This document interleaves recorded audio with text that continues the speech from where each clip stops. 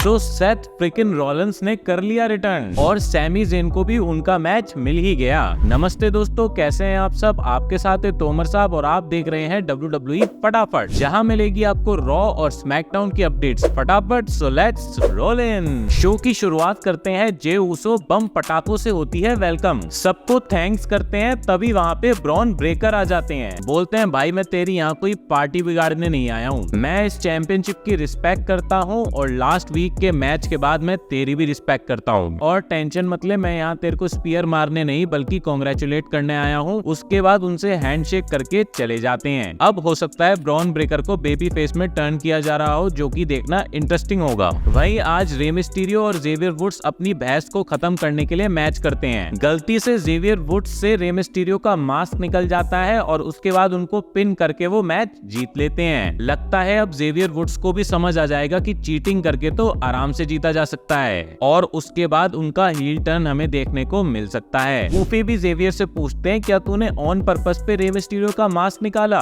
Xavier woods कहते हैं नहीं इंटेंशनली नहीं निकाला। फिर कूफी किंगस्टन बताते हैं कि उन्होंने जे ऊसो से बात करके इंटरकॉन्टिनेंटल चैंपियनशिप मैच सेट कर दिया है जेवियर वुड्स के साथ में। वहीं पीछे से केरियन क्रॉस उनकी सारी बातें सुन रहे होते हैं। वहीं कूफी किंगस्टन का भी आज मैच होता है अमेरिकन मेड के चैट गेबल के साथ में। चैट गेबल का पुश तो गिरा ही गिरा था, साथ में व्हाइट सिक्स को भी खा गए। वहीं इस मैच में भी जेवियर वुड्स गलती कर देते हैं, उस वजह से कूफी किंगस्टन हार जाते हैं। नो डाउट इनकी स्टोरी को स्लोली बिल्ड किया जा रहा है, लेकिन लॉजिकली बिल्ड किया जा रहा है। लेकिन ये चैट गेबल को क्यों उठा के घुमा रहे हैं वो समझ नहीं आ रहा। वर्ल्ड कप जीत लिया क्या? वही हर हफ्ते की तरह इस हफ्ते भी लायरा वेलकेरिया और जोई स्टार्क का मैच होता है। कोई कहानी नहीं, कुछ नहीं, बस लड़े जा रहे हैं। मैच में इंटरफेरेंस की वजह से जोई स्टार्क मैच जीत जाती हैं। उसके बाद केट कडाना आ जाती है और अपर हैंड ले लेती हैं। क्या हो रहा है, क्यों हो रहा है, किस लिए हो रहा है, कुछ नहीं पता। बस ट्रिपल एच को ये मैचेस करवा के बड़ा मजा आ रहा है। वहीं एकदम हेलेना सेल का केज नीचे आने लगता है। एडम पियर्स बोलते हैं कि बैड ब्लड के अंदर सीएम पंक और ड्रू मैकिंटायर का आखिरी चैप्टर होगा, लेकिन वो संडे को होगा। आज ये लोग नहीं लड़ेंगे, आज एक दूसरे से ये गाली गलौज करेंगे। फिर सीएम पंक और ड्रू मैकिंटायर रिंग में आ जाते हैं और आमने सामने खड़े होते हैं। ड्रू बोलते हैं आज मैंने ब्लैक कलर पहना है तेरी वाइफ की रिस्पेक्ट में। हमारे मैच के बाद तेरी बीवी को तेरे को हाथ से खिलाना पड़ेगा, कंधे से तेरे को हर जगह ले जाना पड़ेगा। हो सकता है वो तुझे छोड़ भी दे और इस बार तू जाएगा और कभी भी WWE में वापस नहीं आएगा। तुझे आए हुए ही 1 साल हुआ है, उसमें भी तू 4 मंथ के लिए इंजर्ड हो गया और अब जिंदगी भर के लिए इंजर्ड रहेगा और उस चीज का क्रेडिट मुझे जाएगा। मैं ये कितने दिन से बोल रहा हूँ, तुम सारे लोगों को भी बोल रहा हूँ, लेकिन फिर भी तुम सब लोग इसी का नाम लेते रहते हो। और पंक तूने मुझे हेट करना सिखाया है। पहले मैं सबसे लव करता था, लेकिन तूने मुझे बताया कि हेट कितना सही है। लेकिन ये हेट इंसान को अंदर से खा जाता है और मैं खुश हूँ वो हेट इस हफ्ते हेल इन अ सेल में खत्म हो जाएगा। वहीं पंक बोलते हैं मेरे पूरे करियर में लोगों ने मेरे को बहुत से नाम दिए हैं। किसी ने बेस्ट इन द वर्ल्ड कहा है, किसी ने वॉइस ऑफ द वॉइसलेस कहा है, लेकिन आज मैं बहुत चुप हूँ क्योंकि मैं तेरे जैसे कचड़े के डब्बे के सामने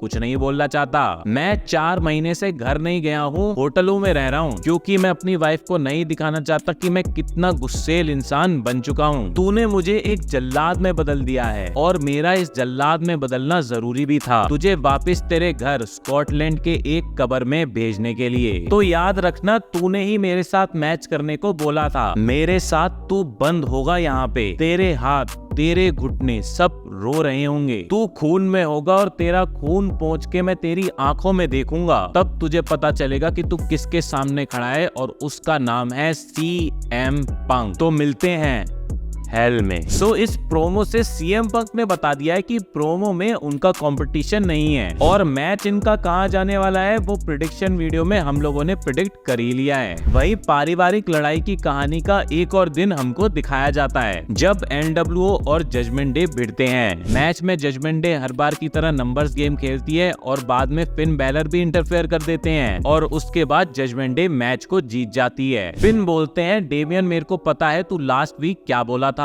कि मेरे पास में दिल नहीं है, तो हाँ, मेरे पास नहीं है दिल, लेकिन बैड ब्लड में जब मैं तेरे को हराऊंगा तो सबको पता चल जाएगा कि तुझे हमारी जरूरत थी, तुझे मेरी जरूरत थी। लिव बोलती है और मैं भी प्रूफ करूंगी। घर तोड़ने वाली, लौंडा चुराने वाली, दिल तोड़ने वाली, टाइटल लेने वाली वुमेन्स वर्ल्ड चैंपियन हूँ। वही रिया रिप्ली आ जाती है और बोलती है कि डॉम के साथ में मैंने इतना टाइम स्पेंड किया है कि मेरे को उसके सारे सीक्रेट्स पता हैं, और उनमें से एक सीक्रेट ये है कि वो क्लॉस्ट्रोफोबिक है, यानी कि उसको छोटी स्पेसेस में डर लगता है। तो फटाफट से केज बुला के दिखा देती हूँ कि इस केज के अंदर डोमिनिक तू रो रहा होगा और मैं नीचे तेरी गर्लफ्रेंड को बता रही होंगी कि बेस्ट कौन है। उसके बाद तेरे सामने अपनी वर्ल्ड हैवीवेट चैंपियनशिप को वापस लूंगी जो मैंने कभी हारी नहीं। फिर सब लोगों की भसड़ मच जाती है और अपर हैंड जजमेंट डे ले लेती है। ये देखना मेरे लिए काफी शॉकिंग था। वहीं पता चलता है कि गुंथर के साथ में लाइव इवेंट में मैच के बाद इलिया ड्रैगनोफ को एक सीरियस इंजरी हो गई है, जिसकी वजह से वो 4 से 9 महीने तक रिटर्न नहीं कर पाएंगे। ये चीज बहुत ही सैड न्यूज है क्योंकि इलिया ड्रैगनोफ के मैचेस को देखने में बहुत मजा आता था।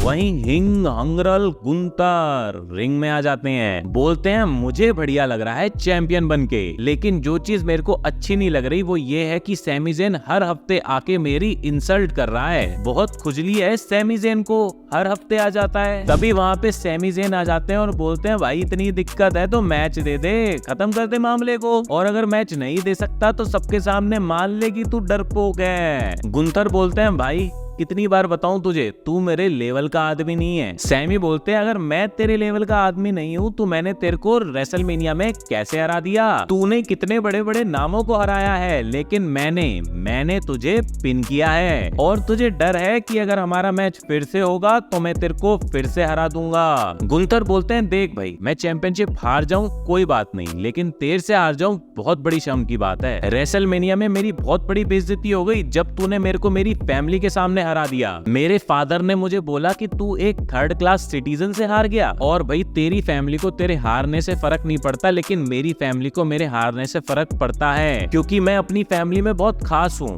गुंथर हूँ, स्पेशल हूँ, और मैं वो हूँ जो तू कभी नहीं बन पाएगा, वर्ल्ड हैवीवेट चैंपियन। सैमी बोलते हैं हाँ भाई मैं हारता हूँ, बहुत बार हारता हूँ, लेकिन हर बार खड़ा हो जाता हूँ। तू एक बात बता, जब तू चैंपियनशिप हारा तो तूने चैंपियनशिप के लिए रीमैच क्यों नहीं मांगा? एडम पियर्स से भी रीमैच के लिए नहीं बोला, क्योंकि तू डरपोक है और महीनों तक जाके तू छुप गया कहीं, क्योंकि तुझे अपनी शक्ल नहीं दिखानी थी, रियलिटी नहीं बतानी थी कि तू हार गया है। तेरे डैड ने तेरे को उस टाइम लूजर कहा था ना, और अब तेरे डैड तेरे को एक डरपोक भी कहेंगे। फिर गुंथर सैमी ज़ेन को थोड़ा सा तोड़ देते हैं और उसके बाद बोलते हैं कर ले तू मैच। लेकिन दोस्तों इनका मैच बैड ब्लड में नहीं, नेक्स्ट ड्रॉ पे होने वाला है। अब तो और ज्यादा कंफर्म हो जाता है कि गुंथर ही रिटेन करेंगे। वहीं ब्रॉन ब्रेकर को भी गुंथर की चैंपियनशिप पे नजर डालते हुए दिखाया जाता है। अब ये मैच सैमी ज़ेन के मैच से तो कई ज्यादा इंटरेस्टिंग है। ब्रॉन ब्रेकर और गुंथर के बीच में एक अच्छी राइवलरी हो सकती है, तो मुझे लगता है कि सैमी ज़ेन के बाद अब ब्रॉन ब्रेकर टारगेट करेंगे गुंथर को।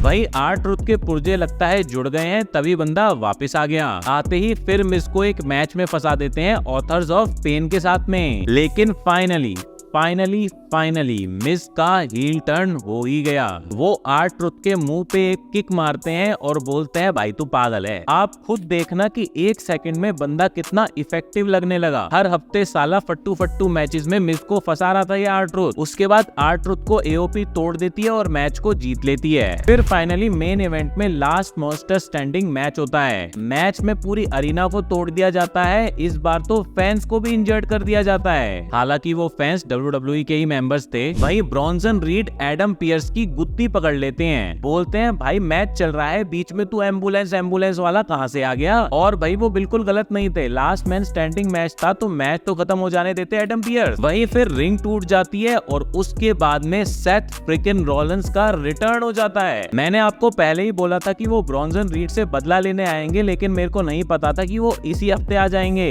तो हो सकता है कि अब वो नेक्स्ट रॉ पे ब्रॉन्सन रीड का निपटारा करें। नहीं। वहीं सीएम पंक और ड्रू के मैच में उनका इंटरफेयर करना अभी मेरे को थोड़ा लॉजिकल नहीं लग रहा। बाकी सेथ रॉलिंस की वजह से ब्रॉन स्ट्रोमन मैच को जीत लेते हैं। अब नेक्स्ट रॉ पे वर्ल्ड हैवीवेट चैंपियनशिप मैच है, इंटरकॉन्टिनेंटल चैंपियनशिप मैच है, तो ये तो देखना इंटरेस्टिंग होगा ही होगा। साथ में सैटरडे को स्मैकडाउन है और संडे को बैड ब्लड है। सो अब मिलते हैं आपको स्मैकडाउन की वीडियो के साथ में, तब तक के लिए सायोनारा।